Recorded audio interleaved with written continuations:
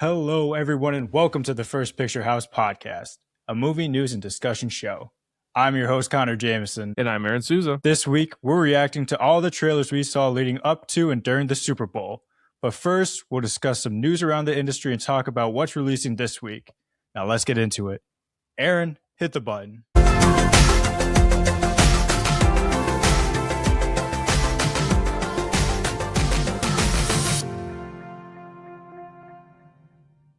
Welcome back to another episode of the First Picture House podcast. Aaryn, how you doing? Doing great. I can't wait to pull that out of the edit. Thank you. It's late. It's late. We're recording right after the Super Bowl. I've had some beers. I'm assuming you've probably had some alcoholic beverages yourself. Actually, no. I'm stone cold. I'm the sober degenerate for this one. Honestly, I should have started drinking after the first 3 quarters of that game.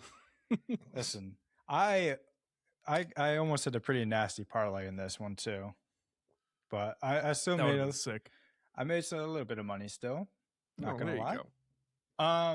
But we're not talking about my gambling and my drinking, because or the Super Bowl, or the Super Bowl, the Super Bowl. I mean, that would get depressing real fast. We are going to talk about all the trailers that dropped because it's kind of like an event in itself. Yeah. You know, the trailers lots cost of stuff. Yeah, lots of stuff drop. Like $8 to $10 million just to get a spot. So you'd expect kind of like the creme de la creme to get the Super Bowl spots, but you know, we're gonna go through and we're gonna see what's worth it, what we're excited for, and what's slop. Yeah, there was certainly some creme de la creme, but there was also some creme de la butthole as well. Yeah. But first, we do have some quick hits that we want to get to. Starting, I guess we'll go chronological because that's how I made the notes. I think it was like the day after we recorded was the Grammys. Yeah. And one Steven Spielberg. Beers are hitting it. Steven Spielberg. Steven Spielberg.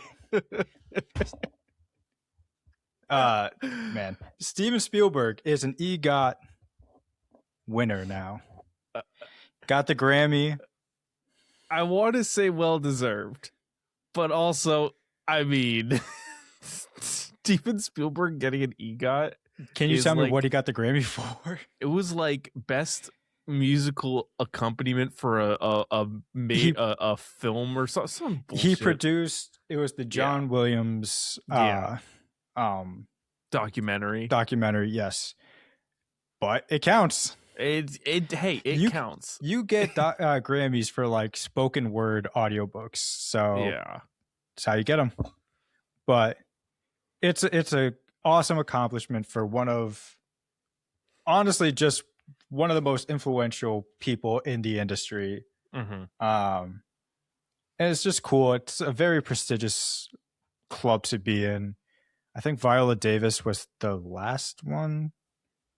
Mel Brooks. I don't have the list of EGOT winners and I'm really floating in my memory, but I can find out.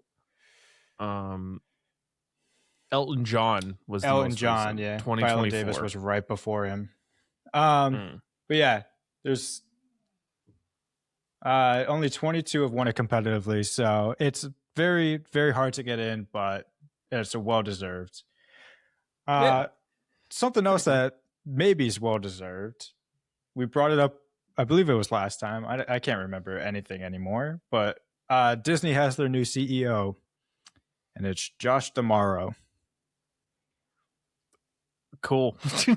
I mean, that's how I feel about it, man. I mean, all of these like tech CEOs and people coming in to run these studios, it's like I don't know Josh D'Amaro's track record. I think I've followed him. He ran the parks, which isn't that what Bob Chapek did?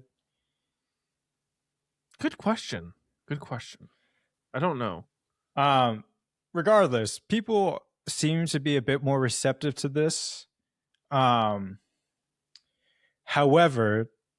everything happening with like Disney and the AI that they're willing to put on Disney Plus is kind of like a time bomb that they're leaving for him. So that's pretty cool.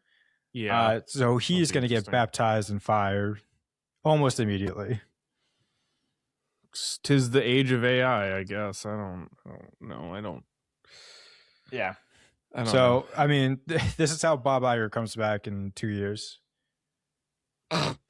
Like, I'm here to save the company. No more AI. Mm-hmm. Speaking of someone who always comes back, Nancy Meyers is back with a new rom-com,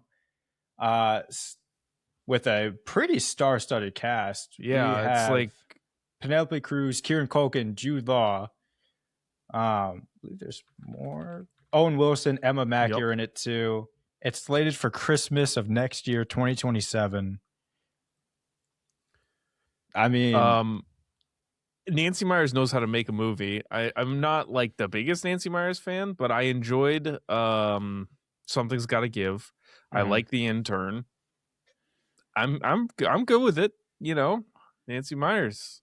yeah. Big budget rom-coms are kind of my shtick. So I'm here. I'm ready. Yeah, I think this is Warner Bros. Which Yes. that's Pam Abdi, Mike DeLuca.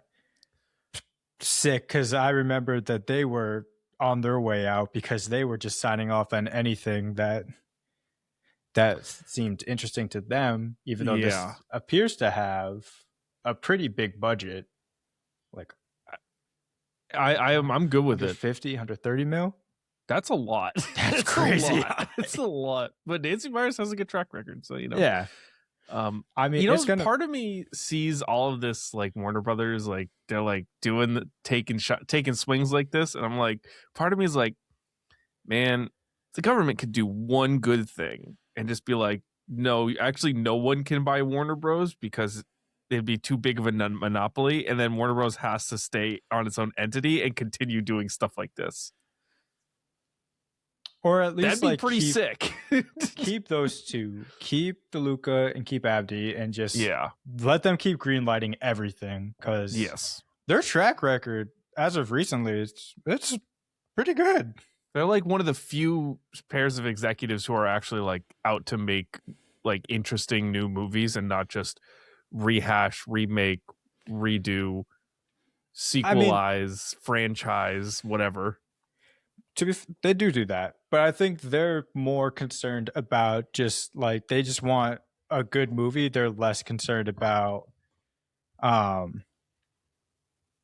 just the bottom line, right? To the point where like they've done some stupid stuff, like they don't like test screen a lot of movies that they should. That's how you get Joker 2. But you know, I mean, I can't fault them for taking swings. Yeah, game is game. Speaking of game being game, Texas Chainsaw Massacre. The transitions, we're just on point. Trying to just fly through these. Texas Chainsaw Massacre has a new home with A24. With they're making a show with JT Molnar and Glenn Powell kind of spearheading it. I like it. And then they got a movie in development. I believe there were a couple of, I don't remember, and I wish I pulled up the list, but there was a bunch of other candidates to buy the rights, Netflix being one of them, which I'm so glad they did not get, because the last time they tried, it went terrible. Yeah. But I think, you know, obviously Glenn Powell is a Texas man through and through. I think you need to have that authentic feel. And JT Molnar is someone I really like. I liked Strange Darling, and that's kind of the only major thing he's done, but it's a great first step. Yeah, it's so interesting. Like I have been ruminating on an opinion with all of these mergers happening and stuff like that, and people kind of like doom saying about the industry. I always come back to like, well, I mean, A24 now is buying Texas Chainsaw. Like, A24 is going to become a major studio here pretty soon.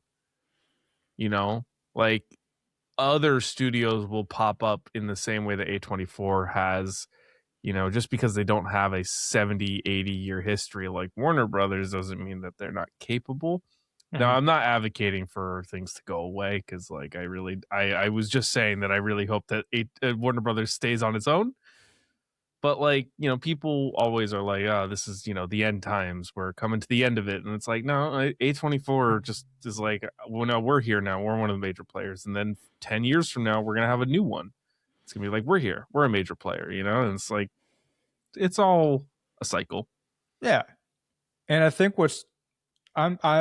I think what's going to be really good about this one is they're going into it knowing that they're not going to try to remake it. Right.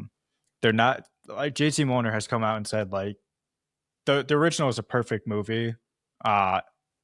He just wants to kind of expand the world that it's set in, which I think is a great way to kind of modernize it in a way that is going to introduce a lot of new people to the franchise. And I think it's how great. I've always go ahead. Sorry. No, I was just gonna say I think it's great that A24 is now really staking a claim with a major like IP as well. Mm-hmm. Yeah, no, I've always felt that way about some of these like universes, franchises, whatever. And it's like, you know, I feel this way about Star Wars, and I've held this opinion too of like there is so much history in that franchise that like we don't have to keep dipping our hand into the well of the Skywalker saga. It's the same thing with something like Texas Chainsaw. Like you don't have to keep dipping your hands to Leatherface to make something with Texas Chainsaw. You know, it's you can be, you know, you can take swings. You know, Halloween's Season of the Witch comes to mind. You can take some swings, and sometimes they work. You know, and yeah, I don't know. I like it. I will always be a fan of swings because it is a good sign of creativity. I think agreed. When like studios and like the minds behind them are like it just throwing their let's try something. Exactly. But when they're always just like, nah, remakes, another sequel, it's just like it's kind of, it feels bankrupt in a way. Connect this to the world. Connect this to Leatherface. How does Leatherface come back? Yeah. It's like we just saw it with Ballerina last year. It's like Ballerina's like, it's in the world of John Wick, but then they're like, John Wick's back. Did you know it? John Wick's back. And it's like, just do something. Just take a swing and don't have him in it. Yeah, you can, you know, just have like a fucking awesome action film with Ana de Armas, and people will show up. It's like, I mean, you could have like an awesome movie with like the same minds behind it, have like the same kind of choreography, and people will be like, oh shit, you know what this reminds me of? John Wick. You know how many movies are like from the minds of John Wick? Like, yeah, right. And it works. People will still go to see them. Speaking of things people are going to go see. Yeah. Why don't we, as I just make this a bit warmer. Before we talk about the trailers, I just do want to say one thing about so I work in marketing, so I'm always a little bit more in tune with the advertisements. I want to see like who's got good marketing departments, who's got good ideas, what's kind of new, what's, you know, and I'll tell you what, I might have seen maybe the single worst commercial. Was it Svedka? No, it was not Svedka. Svedka was pretty bad. It was the Coinbase commercial. Oh, the sing-along one? The sing-along. Yeah. Where they just were like trying to get people to say, what was it, Backstreet's Back or something like that? Yeah. And the whole commercial was just the lyrics popping across the screen and the music at a low volume so that you could quote unquote sing along with it. And then at the very end of a brutal 30 seconds, it's Coinbase is back. And it's like, this is stupid. Why are you back? What happened the first time? Why even do this? Why spend $8 million to put text across the screen? That's not a swing. That's just stupid. The crypto, the AI commercials, dude. I fucking hate them. I Yeah. honestly, we were keeping account. There were like 7 different AI ones, and then counting the Matthew Broderick one they did twice. Ugh. Or at least I don't know if they did it twice anywhere else, but on YouTube TV they did. It was not a great year for commercials, I gotta No, the say. commercials were honestly overall pretty bad. We did get one about the Duncan one with the Goodwill Hunting Yes. thing was pretty funny. Go if you have the Dunkin' app, if you put in your offers Goodwill Dunkin', you will get a free coffee tomorrow. Oh hell yeah! I'm gonna So tell M that. do that now. It expires the 11th. So Oh, cool. I the will more you tell know. M to do that. Not sponsored, by the way. No, not sponsored. But why don't we kind of shift our focus to the trailers, because that was the only thing I was actually like focused in on. Yes. And why don't we let's lead up into it. Why don't we talk about more of like the teasers and just the quick spots? Yeah, because there's basically like 2 different types of trailers that you get. We had 4 full-length trailers, your 90-second, 2-minute trailers, and we had a whole bunch of spots that were either teasers for the actual trailer, which we can talk about the actual trailers as well, because a couple of them did have like real trailers associated, but they only played the spots or the teasers, and a couple were just straight up 30-second teasers. Yeah. So let's start with the first spot we have on our list is the Super Mario Galaxy spot. It had Baby Mario and Luigi. Yeah. With Yoshi and the big dinosaur. I like it. I'm not gonna lie. It's cute. Yeah. I like that they're bringing back or they're bringing in Baby Mario and Baby Luigi. As someone who grew up playing Mario Kart and always used to play as Baby Mario or Baby Luigi, you just it's a nice little throwback in my mind. I'll tell you what, I like the way that these movies look. The animation is quite good. Yeah, it does. It's very vivid, colorful. Yes. On a scale of 1 to 10, how excited for the movie are you? Probably a 6. Yeah, I heard I watched the trailer, the actual trailer that came out like 2 weeks ago, whatever. And like I was like, oh, this looks actually pretty good. And then all of a sudden I hear "It's a me, Mario" from Chris Pratt, and I was like, great. Well, you forget about that. Here we are. Yeah, we're done with that. He just sounds nothing like Mario. It's just Chris Pratt with a vaguely Italian accent. Hey, it's me, Chris Pratt. Hey, sorry, it's Mario. Me, Mario. Hey, it's like, come on. Hey, it's the Bowser. We gotta jump on him. It's whatever. Yeah. I thought the teaser was cute. For a little promo, it was pretty good. I mean, you have to remember too, this is just to get kids like excited for it again. Yeah, it had main characters. It had a dinosaur. It had everything you needed. It had the iconic theme. How about this one? The Supergirl teaser that was played during the Puppy Bowl. Cute. Yeah. With Crypto. Yeah. Not Crypto featuring Coinbase. Crypto featuring the dog. Yeah, Crypto as a Nathan. How scale of 1 to 10? Did you first off, scale of 1 to 10, how excited are you for Supergirl? Man, it was 6 again. Man, I'm not super excited for it. Did you watch Superman? Yes, I did. Did you like Superman? Yeah, I thought it was pretty good. Yeah. So I'm definitely. I gave it 4 stars on Letterboxd. So yeah, I enjoyed it. I'm definitely more excited for Supergirl than Super Mario Bros. Like I'm definitely, I would say like a 7.5. Yeah. But what's interesting about this is I've seen multiple different like test screening things come out, and they say like, yeah, it's definitely better than what you would expect. It's got a lot of like the Guardians element. It looks a lot better than Superman because they have a different cinematographer. But some things are a bit flat. So I don't know. Yeah. I'm excited because I think Millie Alcock's going to do really good in the role, but she does look good. Yeah. I'll say this. This is kind of like my general malaise with these sorts of films is like, it's now 2026. I've been watching superhero movies. They've been part of the canon for almost 20 years. Getting a little tired of superhero origin movies. I'm getting a little tired of it.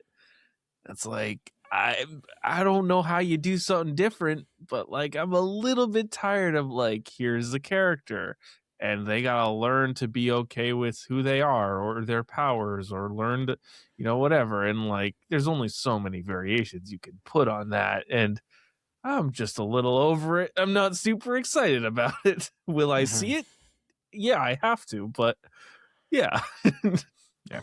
I think the comic it's from is apparently really good. So I might want to try to read that now that we're both intellects. But oh yes. Yes, I get to talk about that today. Yes, we are going to get there. Yes. I'm so excited to. Yes. But first we have to get through minions and monsters. So hey, actually, can we skip this one and save it for the end of the spots section?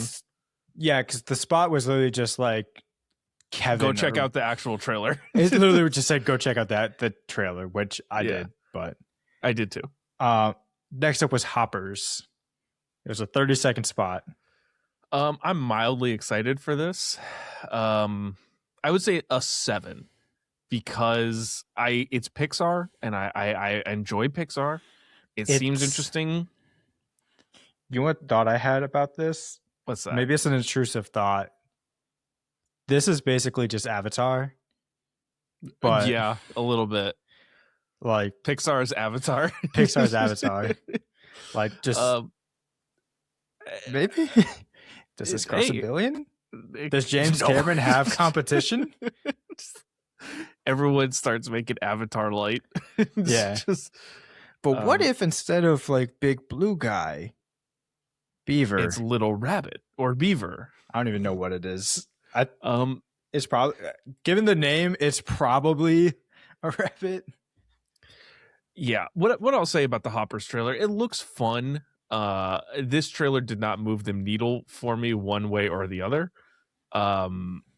This is essentially like the Red Sox signing Isaiah Kiner-Falefa. It's like, okay, but you really didn't move the needle for anything at all.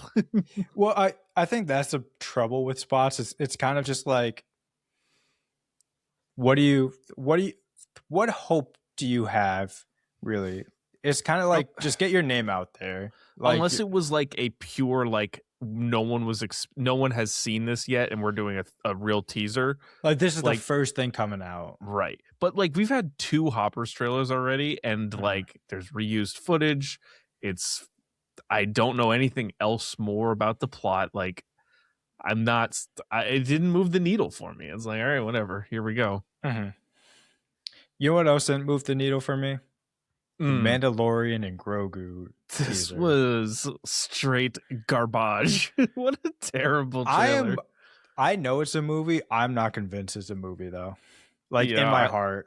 They just don't know what to do with the marketing on this. It's like it's essentially a glorified series finale. Yeah.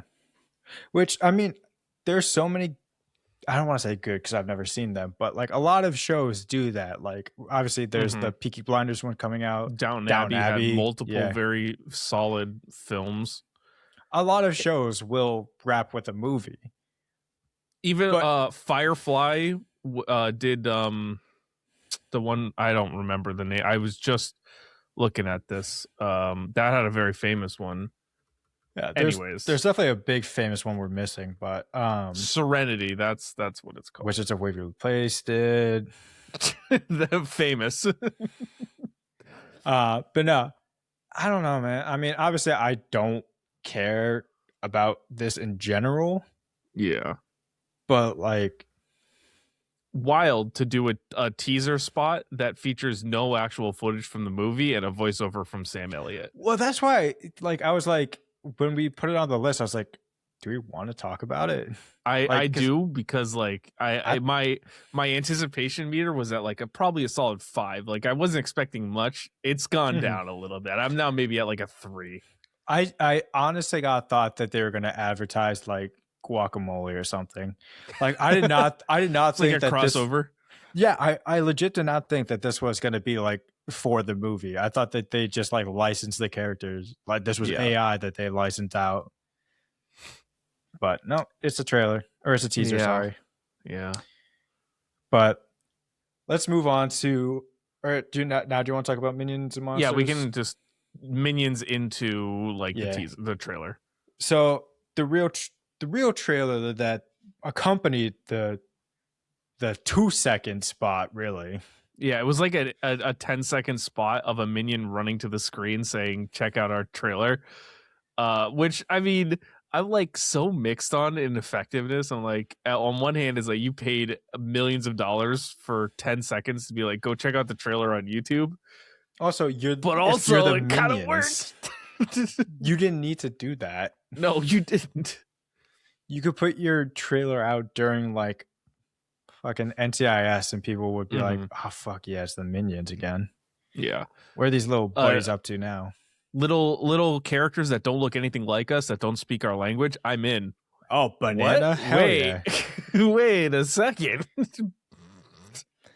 I'm not salty about anything. I don't know. Someone's seen one. It's not mine. Yeah, Bad Bunny was pretty good. I'll say he was awesome. Pretty damn good. I don't know. I've never seen a Minions movie, so I don't know what has led to this point. But they're, I guess, movie stars now. Dude, I'll tell you what. I was watching the trailer, and talk about a swing. I also haven't seen the Minions movie, so I'm not really sure what they're about.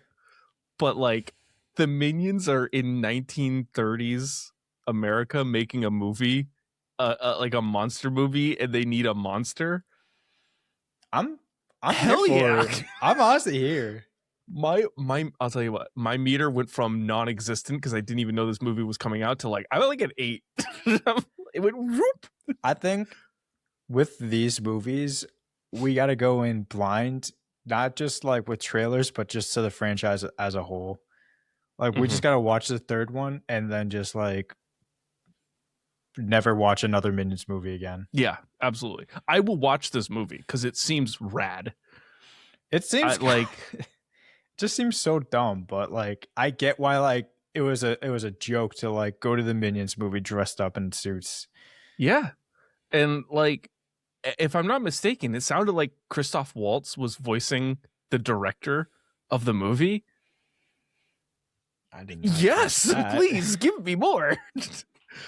Hold on. Who knew the greatest movie about filmmaking would be a Minions movie? I mean, look at it's got an 83% on Rotten Tomatoes already. I don't even know if that's real. It does. It's fewer than 50 ratings.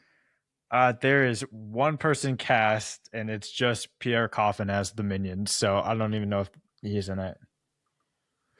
Yeah, but I'm here for it. I'm here for it. This could be fun. Yeah, I will be probably at a 7. I'm buying stock. We're buying stock in the Minions at. Oh wait, this is the 2021. I'm looking at the old, like a short film. Never mind. Yeah, no, I don't. How about something that we're really buying stock in? Oh, we're going here now. Oh yeah, it's what's next on the list. Project Hail Mary. Oh boy. Listen, I read the book. You're currently reading the book over here. Oh, currently, no, Connor, I finished it 3 days ago. Oh, okay. We both read the book. I read the book in 4 days. Yeah. It was maybe one of my favorite books to read. It was, I couldn't put it down. The last day I went, so I had a particularly hard day at work on Thursday, and I just needed like a break. And so I like finished the day at work and I sat down. I was like, I'm just gonna, read a little bit, see what happens. I finished. I was halfway through the book and I finished it. Mm-hmm. I just couldn't stop. It's phenomenal. And we've now had 3 trailers for Project Hail Mary.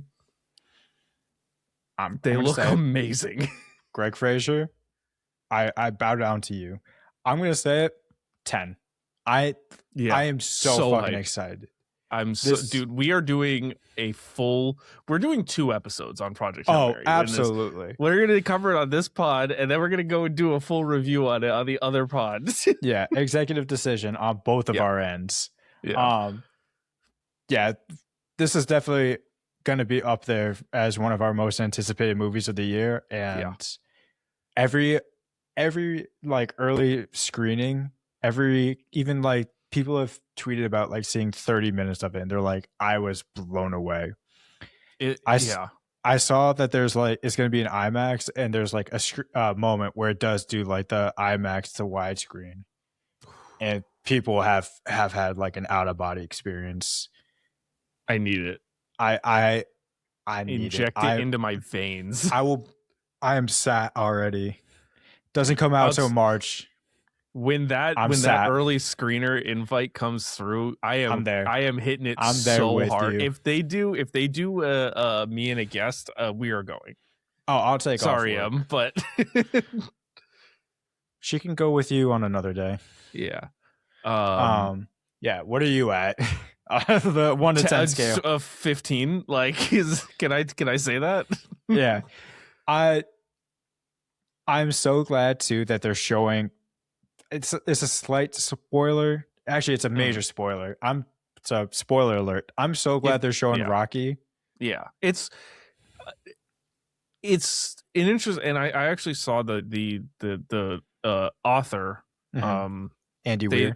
Andy Weir. He said that they had multiple internal meetings about this decision, and ultimately I think it's the right one, right? Like. In a book, you can shroud that sort of thing because you're going to have like 100 pages or 75 pages or whatever leading up to that moment. But like for a movie, he basically is going to get introduced within the first 20 minutes of the movie. Yeah, especially if they do. Do you think that the movie is going to follow the book of like the nonlinear? Oh, like jumping back and forth. Yeah. I think it will, but I think it'll be a little bit more spaced out. I think we're going to see a few more of the scenes pushed together a little bit. Like more, we're going to get, where in the book you get like flashes. It's like, half a chapter or whatever, or like maybe a full chapter, but the chapter is only like 5 pages and it's one moment. Like, I think we're going to end up getting like probably 2 or 3 or 4 of those moments pushed together for one sequence in the movie before we cut back and forth. Because it goes back and forth quite a bit. And I just don't think you could do that. No, but I think it is like a storyline that he is like trying to remember things because he wakes up and is like, where the hell am I? So I do think you kind of have to keep going back and forth. Right. I think if you try to tell it linearly, it's not going to hit the same. No. They won't tell it linearly, but they're going to have to try jumps. Yeah. It's not going to be like Challengers. Yeah, no. How about we go to something on the opposite end of the spectrum? Scream 7. Terrible. You want to talk about just the worst marketing for a movie? Yeah. Yeah, I mean, obviously everything that's happened with the firing of Melissa Barrera and then Jenna Ortega drops out. Then you have this movie where it's obviously, at this point we can say like it very heavily features AI. And all the marketing now for the movie is like, hey, use AI to be part of this movie. And it looks terrible. No, don't do that. And the trailer is caca. Yes. It's not good. No. I know we kind of were talking about like, are we going to rank these or not? This one is firmly at the bottom. This and Mandalorian and Grogu can share a spot at the bottom. It just doesn't. It looks so generic. It doesn't look very inspired. It's just like they have, at this point, I feel like they've jumped the shark. They had a good ending in 6. They've now entered. I mean, you've seen Scream. I don't know how far into Scream the franchise you've gone into. Not a ton, but I know how it goes. I've I've not watched them, but I've watched the dead meat kill counts on them. So then you know that there's like in the universe there's like the Stab movies, which are basically like not even a parody, but like their own version. Scream is becoming Stab. Yeah, where it's just like much. like a I don't want to say a parody of itself, but it kind of is. It's like we're kind of just running out of ideas of ways to get Sidney Prescott in trouble and how can she get out of it. Yeah, and honestly, again, it's like not that interesting. No, it's not. And it's like that, like what we were talking about earlier of like making decisions out in your universe that don't have to relate to the main characters. Like you had something going and then you screwed it. And then just like, we have to bring back Sidney Prescott. It's like, how much more can you put Sidney Prescott in harm's way? Like, honestly, it's honestly like this is my problem with so many legacy sequels and just honestly legacy sequels. They hold on to original characters way too much. Yeah. And you have to be willing to move on and tell new stories, introduce new characters. At this point, I truly do not care about what's happening with Sidney Prescott. I'm sorry. I know she is like one of the best Scream queens, and that was true in the 90s and the early 2000s. Not anymore. And it's not like, you know, like something like Halloween where they have like basically like new universe reboots where you're bringing back those legacy characters. Like this is like now the 5th time that Sidney Prescott's being attacked by Ghostface. It's like, come on, guys, let's do something. You had something different. Like, let's just do something different. And I will say, because I brought it up earlier, what in the Netflix's Texas Chainsaw Massacre, it was terrible. But the one thing that was kind of funny that they did is they brought back. They tried to bring back like the actress from the original Texas Chainsaw Massacre, but she passed away. But they brought back the character, and she tried to have like this whole thing of like, it's you and me. This is what it's all been leading to with Leatherface. He did not give a fuck. Yeah. She was like, we're going to have this big epic fight. And he just like walks right around her. Incredible. Love it. Yeah. It's like, I respected the movie for doing that. You know what I respect though? We talked about him already. I respect Steven Spielberg. Hell yeah. Disclosure Day is the next one we're going to talk about. I'm excited.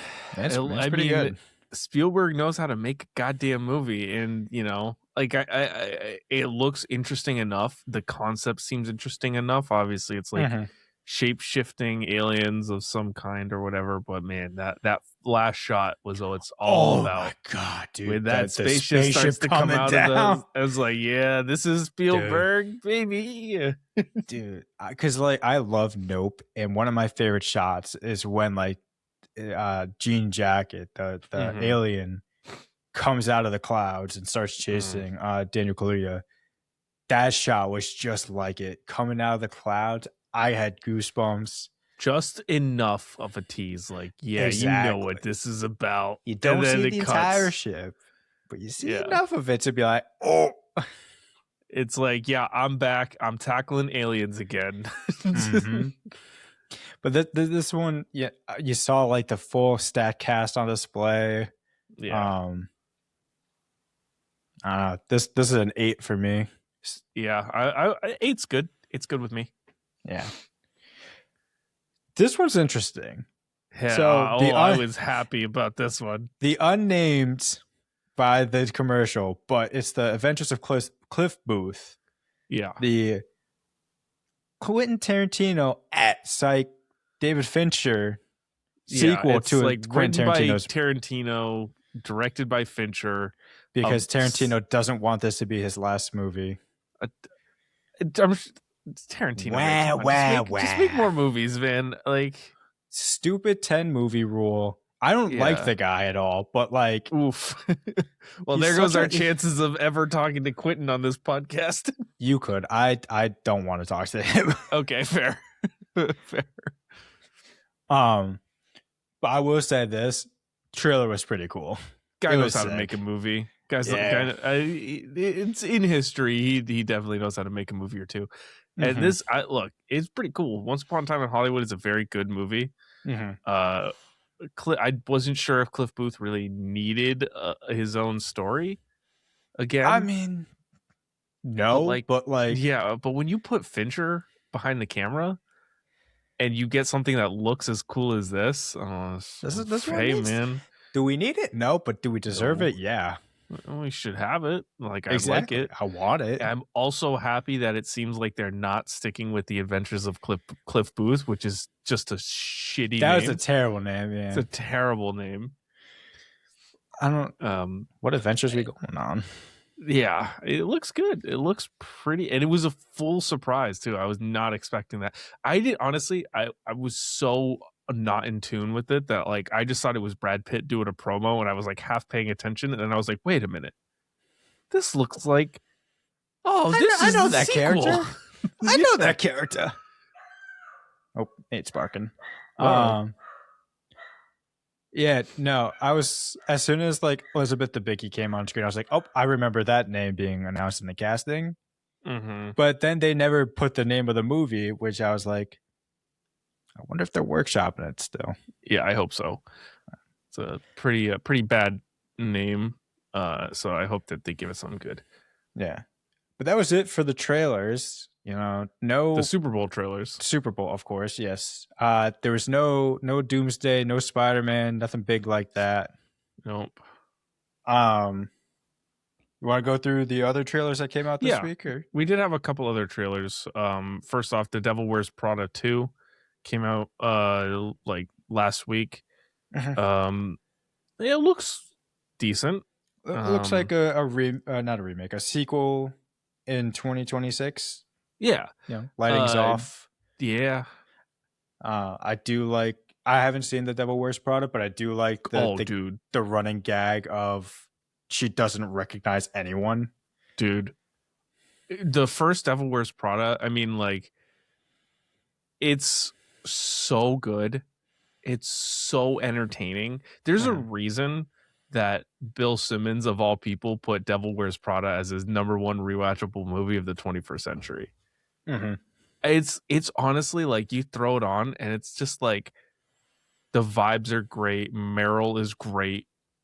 Anne Hathaway's great. Emily Blunt is great. Stanley Tucci, iconic. Like, you can't go wrong with it. And they're all back for the second one, and I like that. And I like some of the angles that it's going at. So I'm reasonably whelmed by the trailer. Yeah. Well, how about something a little, maybe, I don't even want to say overwhelming, but the drama with Zendaya and Robert Pattinson. This was one that I identified as my most anticipated when we did the second half draft for 2025. The trailer came out. I'm still very much interested in the movie. I like both Zendaya and Rob Pat. Both are primed for electric years this year. And both in all the same movies too. Yeah. What is it like? It's Dune, and then the Odyssey. Dune, Odyssey, and the drama. Yeah. So I like it. It's very mysterious, where the drama comes from in this relationship, in this marriage, and looks quite good, quite fun. Yeah. I'm excited for it. Yeah. We just kept it quick with the trailers because we had other trailers to talk about, but it's so many trailers. It's a trailer episode. We're just going to quickly run through the releases from this week as well, because there weren't that many, and honestly, nothing to write home about. Starting with Whistle. This is right now. It's got a 60% on with the critics, 53 with the audience. Wow. This is the one. If you're not familiar, it's about high schoolers. They get the Aztec death whistle, and it just brings their death to them. Yeah, it stars Daphne Keane, and Yeah, Nick Frost is in it. I mean, it seemed kind of interesting, but you know, it's a Feb movie for a right, reason. right. I'm still probably gonna try to see it because I'm at least interested in it. A movie like Well, this, I'm not expecting to be good, but I'm hoping it has like good kills. It's yeah, kind of as long it's as how you I can felt find with some Primate. entertainment, right? You can find some entertainment in it, then it's done its job. Yeah, But here's a movie that had no entertainment. yeah. Strangers Chapter 3 sitting at 18%. Yikes. But audiences are liking it a bit more. It's a 51%. Yeah, it's still So bad. even the ceiling is mid. Yeah. This is a franchise that never needed more movies and only had one good sequel, I guess. I can't believe that they even made a franchise out of this movie, out of the Strangers movie. I want to see it. I I've been it's been one that I've avoided because like honestly the idea of having I think I've talked about this before, the idea of having like masked intruders show up at my home is like probably top 3 of my worst nightmare ever. No, like the first one is legit one of the best horror movies ever. It's like the best home invasion movie ever. Yeah, like so I've been like avoiding that movie like the plague, but I'm probably gonna have to check it out. I went and visited a the old movie guy, not the new The one, old one. today, and I was looking through the horror section hoping to find The Fly. I didn't find The Fly, but I saw like 18 copies of the original Strangers, and I was like, maybe I have to get this. I didn't get it yesterday, but I might have to. Now, even the second one, Pray at Night, it's got Lewis Pullman in it. Ooh. It's definitely more entertaining because it's a lot more lively, but definitely less scary. Mm-hmm. These ones, just nothing burgers. Dumbest, at least the first one that I watched, dumbest decisions ever. So, I mean, probably should have just been dumped on like Paramount. But I guess good that they got a theatrical run. Speaking about theatrical runs, let's talk about what's coming this week. Yes. One that we've touched on this pod. Good luck, have fun, don't die. Yeah, I'm hearing good things. I'm excited to see it. Mm-hmm. It's going to be fun, I think. I've heard Sam Rockwell's really good, so I'm here for it. Yeah. Definitely this is definitely going to be one I'm checking out. Crime 101. This has kind of been the movie that's been every time I walk into the theater, this always just happens to be the trailer on. It seems like a good dad, crime thriller.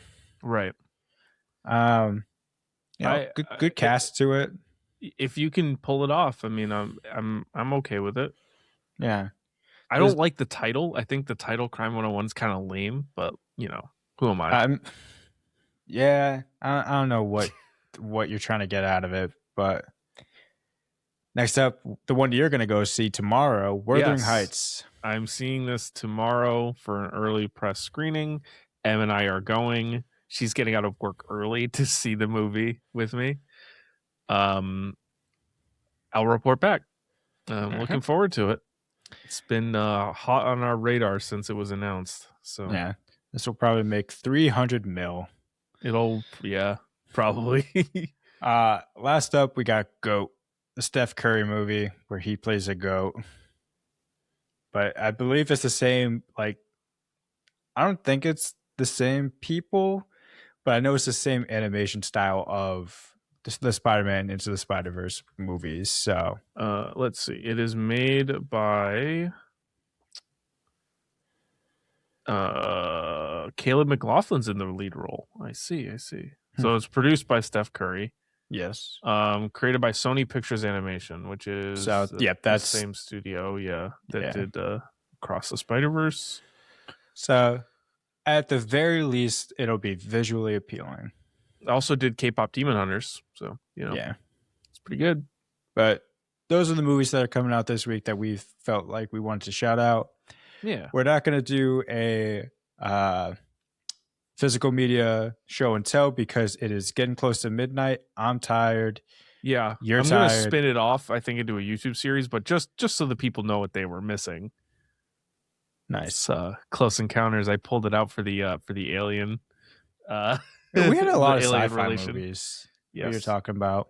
Anyways, but that's going to wrap it up for us this week. Thank you for listening.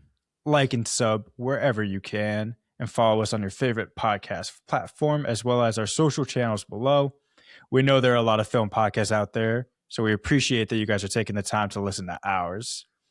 Aaryn, thank you for joining me tonight. I know it's late and you had a little heartbreak right before there, but I'm glad you're here. Glad we could talk some trailers. Yeah. Why don't you send us out with a Letterboxd review? Yeah, so this is a 5-star rating for the movie Moneyball by Casey Malone. Mine. No, it is not yours. But this is by Casey Malone. It's a 5-star review. It says, "A movie so good it makes me forget. I don't understand math or baseball." We'll see you next time.